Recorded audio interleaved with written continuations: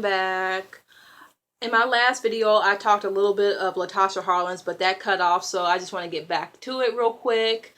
But if you guys remember, I know a lot of people in my generation probably don't remember because we were born a little bit after. I was born in 1994, and what happened to a young girl, Latasha Harlins, happened back in 1991. She was 15 years old, and she went to the convenience store to get some apple juice, or it was orange juice, and a Korean store owner who was a woman, she saw her put the orange juice into her backpack, so she assumed that she was trying to steal.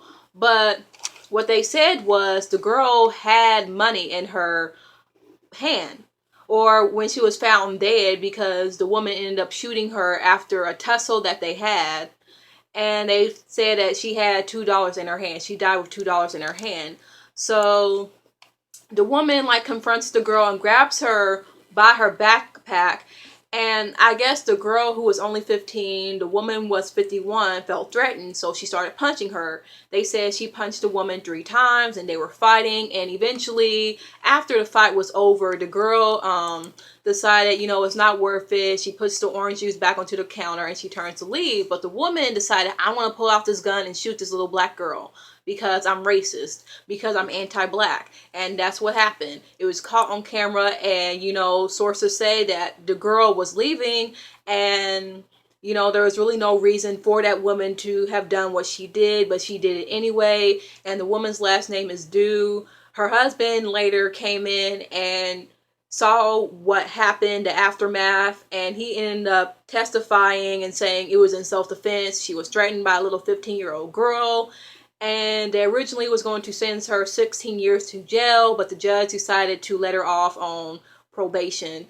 And it just makes me angry because at first, when I first heard of it a couple of years ago, they made it like it was a man who did it, but it was a woman. And I guess when it comes to misogyny, people act like non-black women of color cannot be harmful to black women because black women aren't really women to begin with, not even black girls. So a delicate little Asian woman, East Asian woman, couldn't have possibly been the aggressor to a 15-year-old girl, even though the woman was 51 years old. And even someone in the comment section on YouTube was like, oh, the girl may have been 15, but she weighed more than that woman. I highly doubt it, because I saw a picture of the woman, and the woman looked a little bit bigger than her. The woman, because honestly,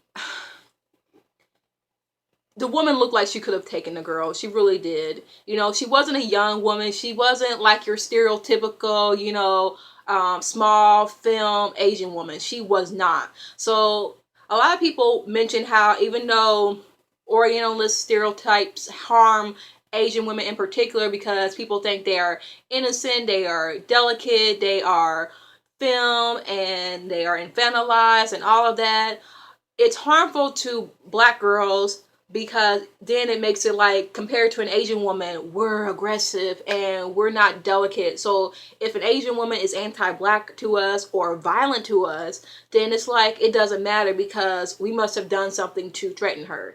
Asian femininity can be a threat to black women and girls like me. And people talk about it all the time. People who are Afro-Asian, people who are biracial, black and Asian, have talked about it on several occasions on Twitter.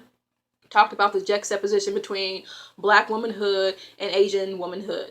So it's definitely a case of anti-blackness in East Asian communities, particularly Korean communities. We talk about it all the time. K-pop fans talk about it, and I hear about it on Tumblr. I definitely am not the type of person to say all Asians are like that, all Koreans are like that. I feel like saying, all POC are anti-black and they hate us. I feel like that can be in a way anti-brown, even though there is some truth to it. I don't want to make it like, we shouldn't trust any Asian person. We shouldn't trust any Korean person that we see. That's not what I am trying to say. But anti-blackness was definitely an issue in the black community in Los Angeles at that time. I'm not sure how much it's changed, but people would always say, oh, there was high tension in the Korean and black communities, but really what they failed to mention was that anti-blackness was at a high in Korean communities, and look what happened. You know, a 15-year-old girl was killed because of this ideal that, you know, aggressive black people are going to harm, you know, innocent, you know, Koreans, innocent Asian people. And I think Ministry Society touched on that when the scene where Kane and old dog walk into the store, and of course, you know, that scene, I'm kind of like, okay, that's fucked up. Why they have to kill him like that? You know, it wasn't that deep. But at the same time, I think it really brought attention to anti-blackness in Korean communities, and it was at the time where Latasha Harlins was still being talked about. Tupac made several mentions of her. The reason why I looked her up on Sunday, or no, it was Saturday, because I saw an interview where Tupac was being asked about something, and he's like, nope, because they didn't care about Rodney or Latasha. So I was like, who's Latasha? Because at first I thought he was referencing a friend or a girlfriend, so I looked her up. I looked up Tupac Latasha, and they said Latasha Harlins, and that's where I came across. And I was like, oh, I remember this story. An anti-black Korean store owner shot a little girl just because, you know, she thought that she was stealing orange juice, you know. And naturally, you know, when you think a young child is stealing something, yeah, you probably gonna grab them like, hey, what are you doing?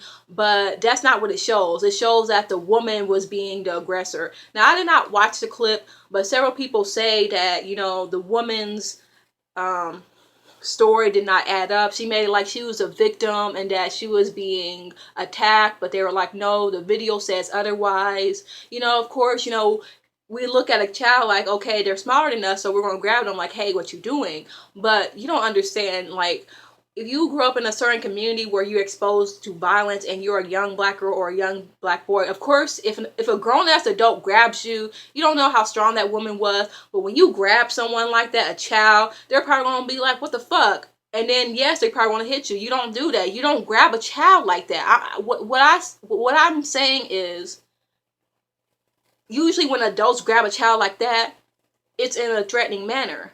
Because I've been grabbed a couple of times by adults, and I felt like, what the fuck are you doing? You know, yeah, we're taught to respect our elders, but of course a child like Trayvon Martin, if a grown-ass man is grabbing you and, like, you know, treating you like a rag doll, of course you're going to fight back because you're scared. You're a child. That person's bigger than you.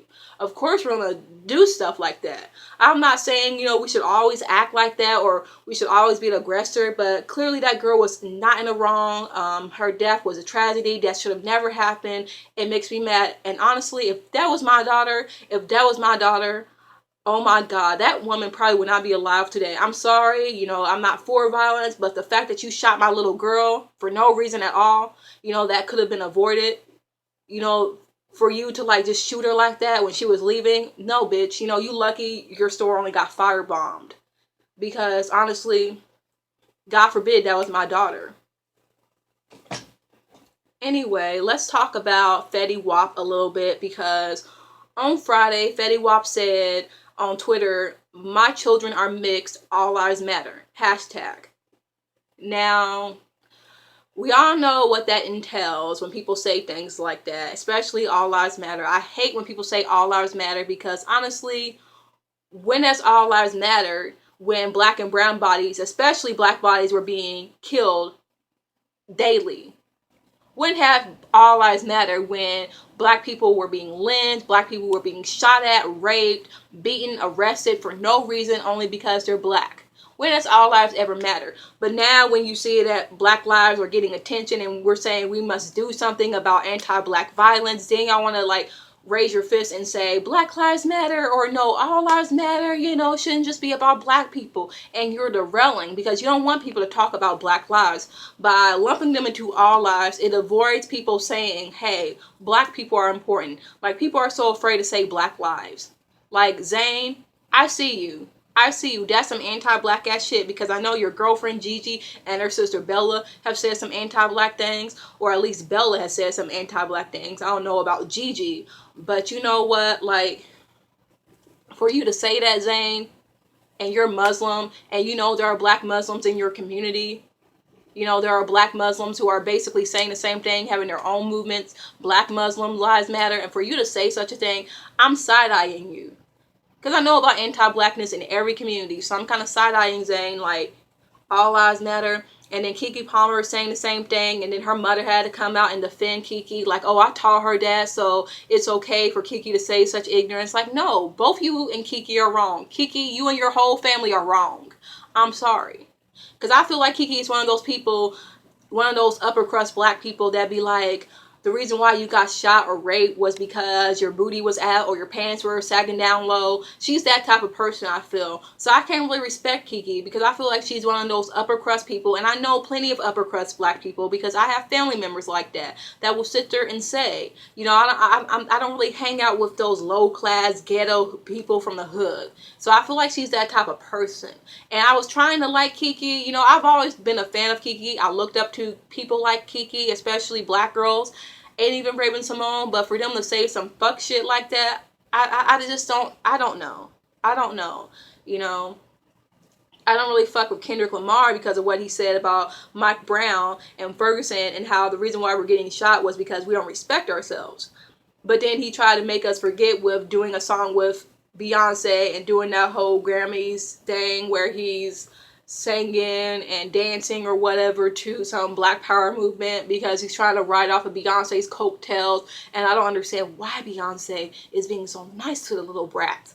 It's like someone said, it's like when you finally let your little brother join you in something, or when you finally talk to your little brother, because I feel like Beyonce is feeling some sort of sympathy for him. Because I'm like, baby, you don't gotta do that. But back to Fetty Wap. Now, I'm pretty impartial to Fetty Wap. I like some of his songs. I think he's okay. You know, he's done things for black women and dark-skinned women. He puts dark-skinned women in his videos. I always saw him as a harmless person, but people saw it as, you know, my children are different from black kids, so all lives matter. You know, it shouldn't just be about black lives. And people were dragging Fetty. Some of us were dragging him in the right, correct way, and some people were being ableist. Some people were saying, oh, you can't see what's going on, or oh, you can only see from one side, referring to the fact that he has, I think, glaucoma or something like that. I don't know, glaucoma. And due to that, he lost his eye. And you know, people were just saying all types of horrible things about his disability. And I'm like, if you cannot drag someone without talking about their oppression or bringing up their oppression, you're a bigot. I don't care. People are like, well, Fetty Wap has said some fucked up things, so I can be ableist. Why the fuck is it okay to be fucking ableist? If you're not a disabled person, if you're not someone in a disabled community, you don't get to police how something isn't ableist and how you should say things. Especially if you're not blind or if you don't have a vision impairment. Because, yeah, there's plenty of disabled people. You may be disabled, but you don't get to say things about someone's eyesight. You don't. That was fucked up. And these people are just as bad. And Fetty Wap did apologize. He said, you know, I did not mean what I said. You know, you're right. Black lives matter. I'm really sorry. You know, I was ignorant. Thank you for explaining it to me. And it was over. But some people felt like, nah, Fetty Wap is a coon because he said that he doesn't date black women. I don't know when he has said something like that. I tried to look it up. I couldn't really find anything because from what I've seen, he seems to do a good job of representing brown and dark-skinned black women. So I don't know where that came from. He tried to say that 2 of his children were mixed. Actually, he has 2 children by 2 light-skinned black women, and it's his browner skinned son with a wide nose and thick eyebrows and nappy hair like mine. That's the mixed one, and he is so adorable. He is just so precious to me. But I guess because he doesn't fit that mixed image, he's not going to talk about his son. You know, he's going to talk about, you know, how his daughters have green and blue eyes, but he doesn't really mention his son, who is pretty visibly black, and he has brown eyes. You know, he doesn't fit that mixed biracial look. And I just feel like whenever you say all lives matter, or whenever you try to say things like, you know, my kids are mixed, it automatically makes me think, oh, so you think because people are mixed that they are rainbow children and they are going to be the saviors of racism. That's not right. I remember last year, Jenna Frumies, an Instagram model who's practically white passing unless you know that she is half black, she took to Twitter and said, fuck racism, have mixed babies. So she posted a picture of herself with her green eyes and her curly blonde hair, and people dragged her. And I said something to her as well. And what made me mad was that instead of saying, oh, that's not what I was trying to say, that's definitely not what I'm trying to say, she just made people look stupid. She was trying to call them out for being idiotic, like, you're stupid, that's not what I was saying. And I'm like, really, bitch? Really, bitch? Because for you to post a picture of yourself to say, look at me, I'm pretty and light-skinned and mixed, and you should have kids that look like me, that was fucked up on her part. And she blocked me because I did say some things that weren't very nice, but it just pissed me off because she could have easily just not said anything at all. But no, she tried to say, oh, you're stupid, and having black guys hate for her. And she even said things in the past like, girls hate on me because I'm mixed. So that's why I was mad, because I was pulling up some tweets where she's like, I want a chocolate man. But if you want to promote some ignorant shit like have yourself some mixed little green-eyed child with blonde hair, I don't think you should be having children with a dark-skinned man and potentially producing a dark-skinned girl. But you know what? I'm not going to try to get too mad at Fetty, but it did come off as saying, oh, my children are better because they're mixed and they are all race and they aren't black. They're not going to be seen as black, so all lives matter. But I did think it was wrong for people to say that about Fetty. Another thing is Pink. She is awesome. I always like Pink. I don't agree with everything with Pink because of her respectability politics on feminism. She's kind of like Bell Hooks, where you can't help but respect her on certain things like feminism, but at the same time, you're kind of like, shut the fuck up. What are you talking about? Because she's sitting here saying things like, oh, you have to be a woman and not show your body. You're more than your body and your looks. Which I agree on some things when it comes to that. When it comes to womanhood and how it's not just about your looks, I agree. But she makes it like all women just care about looks, and you can't be pretty in film and sexual and not care about intelligence and not care about other things like feminism. That's how she makes it come across. Anyway, Pink said, if you don't agree with Black Lives Matter, unfollow me. Because she said she posted some things from, I think, an article where it said, it can't be all lives matter until Black Lives Matter. I always like Pink. And even Ariana Grande said a few things where she's like, Black Lives Matter as well. So I kind of like Ariana Grande. Of course, I'm still going to make some jokes about how Mariah Carey is better than her and how she's a little ripoff. But I do like Ariana Grande. I like her music. I don't like how she sometimes appropriates Av and say things like, oh, we got that hood love, or have you seen a princess be a bad bitch? Because I'm like, girl, you Italian. You ain't black. But I do like her music. I think she's talented. And for Fergie, Pink, and Ariana Grande to come out and say things is like, I do have respect for them. I don't have a problem with every white person. I just have a problem with white people who say ignorant things and don't really look into the bigger picture of, they do have white privilege and there is a high rate of anti-blackness in this world, especially in America. But it is what it is. And another thing, let's talk a little bit about light skin privilege, because that has just been going all types of haywire on Twitter. So of course I said how there are a lot of light skinned people who will put in the hashtag Melanin Monday or Melanin Sunday and say, I got melanin, but you lighter than a paper bag, trying to claim that you got melanin, when melanin literally means someone with dark brown skin, close to black skin, someone who's like medium brown to very dark skinned. And for light skinned people who are probably Mariah Carey's color, or who are probably like Jasmine Sanders' color, or Jada Doll's color, or a lot of the Instagram models like Jenna Frumey saying I got melanin, it's kind of like, no, because you look like a white person with a tan trying to claim that you got melanin. It makes sense for someone like Halle Berry and Beyonce to say, okay, I got melanin, okay, because they're brown skinned women technically, like me. But if you lighter than that, I'm kind of like, really? Because your skin is so light that you can almost pass for white. I'm not talking about someone who's like a paper bag brown. I'm talking about someone who's lighter than that. Because where I'm from, I see plenty of light-skinned people who are even lighter than me. I'm considered light-skinned, but I'm still brown-skinned. So I know that I can be a victim of colorism, and I I have been a victim of colorism. I never had people say you're too dark, but I understood that my color wasn't the ideal and girls darker than me wasn't the ideal. So I understand how that feels. But when it comes to melanin and all that stuff, you can't just be calling yourself melanin and you light skin. You very light skin. You're like practically white. That you're so light skinned. And then I had people getting mad at me like, you stupid and you're being divisive and you're saying I ain't black enough. And I never said you weren't black. I just said you can't call yourself melanin, you fucking liar. You fucking liars, because I never said you weren't black. Melanin is not the equivalent of blackness. Like this one girl whose ad name is like Blasian Brie or something, like literally try to put words in my mouth because I was tweeting, I did not at her. I was tweeting on my own page and she decided to go on my page to start gaslighting me and like quoting my tweet saying things like, oh, that's not what you said, because I said light-skinned people are even seen as having less melanin than brown and dark-skinned people. They aren't really considered those that should be in a melanin tag, because when it comes to the melanin tag, it's to talk about people who have a high melanin. It's not just for anyone with melanin. Even white people have melanin, but they're not going to be put in the melanin tag. That's stupid.